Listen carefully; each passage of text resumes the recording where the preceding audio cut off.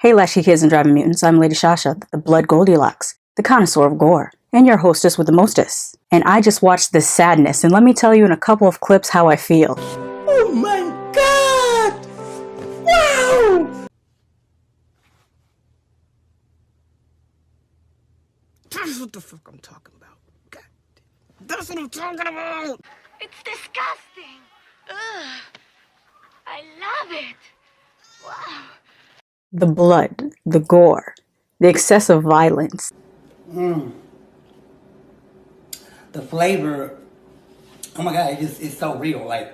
No need to fear, this is a spoiler-free review. I feel like I finally have a reason to be excited about horror again. This movie was entertaining, suspenseful, and even comical at times. The effects were mostly practical and they looked great. Be forewarned, this movie is not for the gore novice. This is for the splatter fans. If you love Dead Alive or something like Bad Taste, and I'm bringing that up because there are some vomit scenes in this, you might really like this movie. It also helps if you're used to naked zombies, like from Reanimator or Return of the Living Dead. I actually don't think that I'm impressing upon you enough the extremity of gore that is present in this movie. Even compared to the movies I just mentioned, there's more gore in this. This was on some Japanese splatter gore level, like the Machine Girl or Guinea Pigoo series movies. Yes, they're on that type of time. Speaking of movies, I counted a lot of homages in this.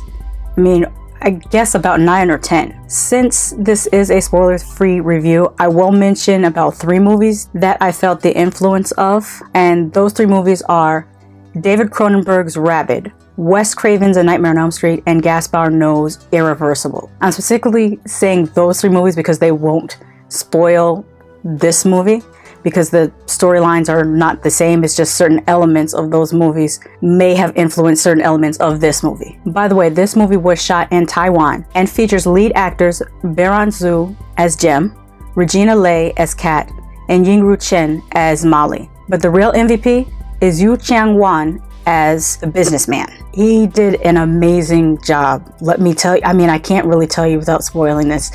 Don't worry, I'll do a full spoiler. Actually, I'm going to do a spoiler live stream instead of a regular spoiler review because I'm so excited about this movie. I can't wait to watch it again. It was written, directed, and edited by Rob Jabas, who happens to be a Canadian and also started his film career as an animator. And I mention that because there's some sequences in this movie that do have a feeling of like live action anime.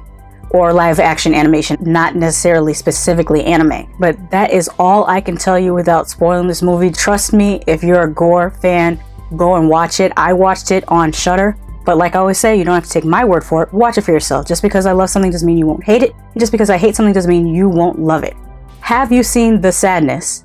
Will you be watching The Sadness? Let me know in the comments. Until next time.